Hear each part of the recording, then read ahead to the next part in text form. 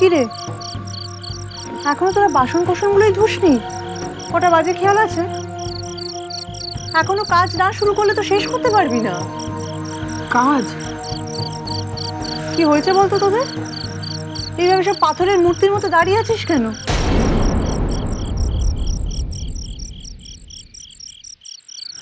আচ্ছা, ভোগ রান্না করে কি করবি বলতো?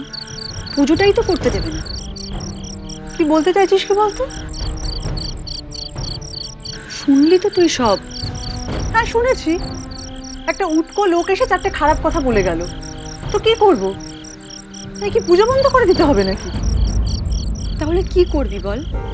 যাদের জন্য পুজো করছিস, এত আয়োজন, ভোগ রান্না, তারাই যদি পুজোটা না মানে তাহলে পুজো করে কি লাভ? কারা মানছে না? এই তো এতগুলো লোক পালা গান শুনে গেল, কালকে তো সবাই আসবে সেটা বলেও তো গেল।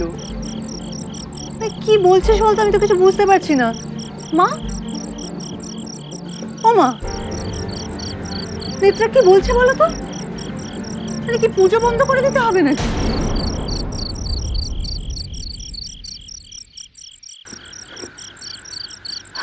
আর কি লাভ মা, সবই কপাল। বাহ, সবই কপাল। একটা উটকো লোকের কথা শুনে আমরা ভয় গুটিয়ে ঘরের মধ্যে বসে থাকবো, তাই বলতে চাইছো তোমরা? তাছাড়া আর কি করব? এমন কাণ্ডটা যে ওরা এসে করে যাবে তা তো আগে জানতাম না। আচ্ছা, তুমি কি ধরে নিচ্ছ বলো তো যে কালকে কেউ আসবে না? মা, আমি তোমাদের প্রত্যেককে একটা কথা বলে রাখছি, আমরা যখন সবাই মিলে চেয়েছি এই পুজোটা হোক, তখন কিন্তু পুজোটা হবে, আর মায়ের ভোগের রান্নাও হবে। এই কথাটা কিন্তু তোমাদের সবাইকে আমি বলে দিলাম।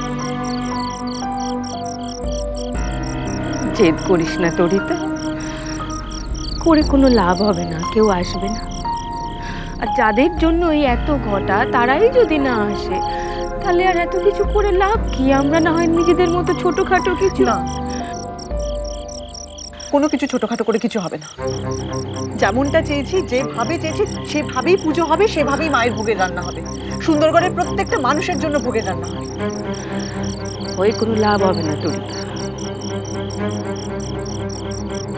ওরা যেভাবে এসে সব কথা বলে গেছে, তারপর কেউ আর এদিকে আসবে না কাল।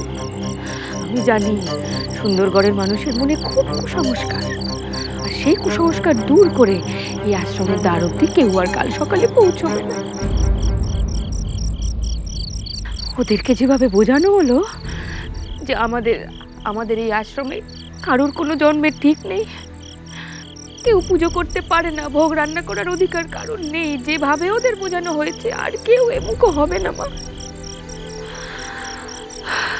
আমাদের অপরাধটা কোথায় বলো তো? এটাই আমাদের অপরাধ যে আমাদের বংশ পরিচয় নেই, আমাদের কোনো পিতৃ পরিচয় নেই। এটাই আমাদের দোষ। তো কোথায় লেখা আছে বলো তো যে অনাথ হলে পরে পুজো করতে পারবে না, মায়ের জন্য ভোগ রান্না করতে পারবে না? কোথায় লেখা আছে? কোন শাস্ত্রে লেখা আছে আমাকে বলো। কেন তোরা কেউ চাসনি যে মায়ের পুজো করবি? তোরা কেউ চাসনি যে মায়ের জন্য ভোগ রান্না করবি, সুন্দরগড়ের কল্যাণের জন্য পুজো করবি? তোরা কেউ চাসনি? চেয়েছিলাম তো দিদি, কিন্তু আমাদের চাওয়ার দাম কে দেবে বলো তো? বাহ, ভালো কথা। কেউ দাম দেয়নি বলে আমরা সব কিছু মুখ বুজে মেনে নেব। একটা লোক এসে খারাপ কথা বলবে, শাসিয়ে যাবে, পুজো বন্ধ করতে বলবে, কি না আমাদের অপরাধ একটাই যে আমরা অনাথ। সেগুলো সব মুখ বুজে আমাদের মেনে নিতে হবে। এইভাবে হেরে গিয়ে বেঁচে থাকতে ভালো লাগছে তোদের? বল মা, তুমি কেন ছোটবেলায় আমাদেরকে কুমিরের মুখে ঠেলে দিলে না? তাহলে তো সব জ্বালাই চুকে যেত। দেখ তরিতা, তোর মতো আমরা সবাই চাই যে পুজোটা, কিন্তু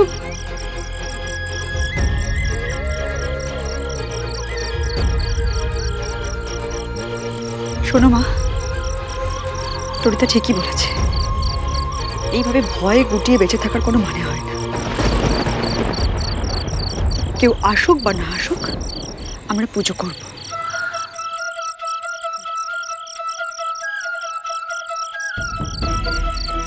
তোমরা কি কেউ বুঝতে পারছো না মা? আমি আমি শুধু নিজের জন্যই পুজোর ব্যবস্থা করিনি। আমি শুধুমাত্র নিজের জন্যই মা মনসার ঢিবি থেকে গিয়ে মাটি নিয়ে আসিনি। এই সুন্দরগড়ের প্রত্যেকটা মানুষের জন্য, প্রত্যেকটা প্রাণীর জন্য আমি এই পুজোর ব্যবস্থা করেছি। কিন্তু তোমরা বলছো কেউ আসবে না। এই পুজোতে নাকি কেউ আসবে না। তাহলে কি পুজো সফল হবে? মা, এই পুজো সফল হবে? हरे रीश हरे क्लेश देवी सुखदायिनी जयं देवी मनसा जयं देवी मनसा जयं देवी मनसा जयं देवी मनसा जयं देवी मनसा जयं এই তো বুড়ো শিবের মন্দিরের বড় ঘন্টার আওয়াজ। এই ঘন্টা তো যখন তখন বাজে না। তাহলে বাচ্চা কেন?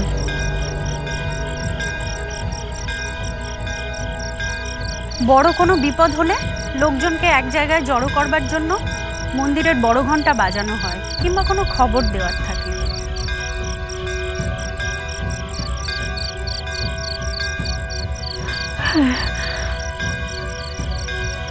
হয়তো ঘন্টা বাজাচ্ছে সবাইকে এক জায়গায় জড়ো করবে বলে, করে বলবে মা মনসার পুজো যাতে না হয়, আমাদের এখানে যাতে কেউ না আসে, সেই সব বলবে বলেই হয়।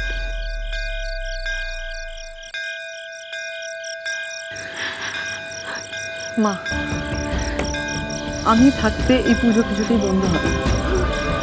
আমি তোমাকে কথা দিচ্ছি, এই পুজো আমি বন্ধ হতে দেব না। ওমা, টরিতা কোথায় যাচ্ছিস? টরিতা,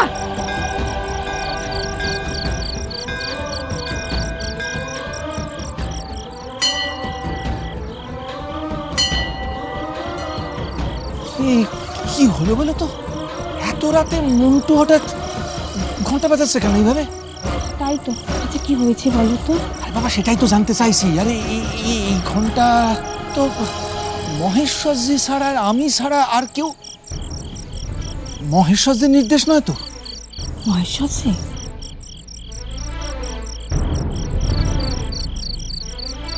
কিছু বুঝতে পারছি না তো। না, তাই তো জিজ্ঞেস করছি কি হয়েছে। আরে বাবা, তুমিও সেখানে, আমিও তো সেখানে, কিন্তু নিশ্চয় এটা মহেশ্বরজির কোনো একটা নির্দেশ আছে। উনি তো আছেন এখানে, ওনার নির্দেশ ছাড়া তো।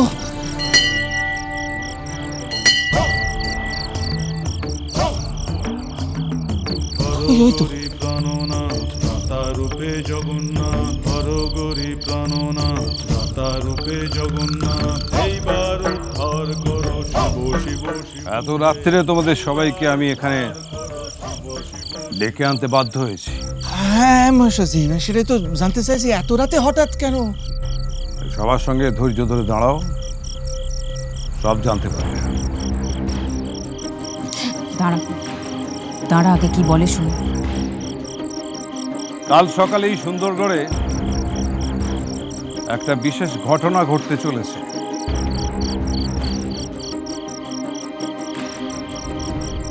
প্রতিমার আশ্রমে মনসার পুজোর আয়োজন করা হয়েছে।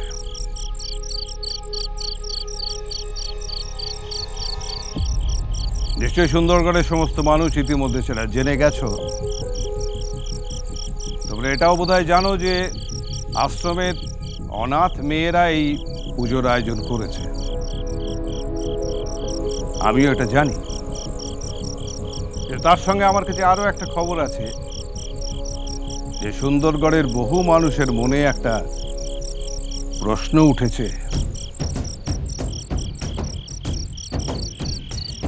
একটা সন্দেহ আছে। গ্রামবাসীরা প্রশ্ন তুলেছে, পুজোর অধিকার নেই। তারা প্রশ্ন করছে, আয়োজকরা কি করে এই পুজো করতে পারে, যেহেতু তারা অনাথ।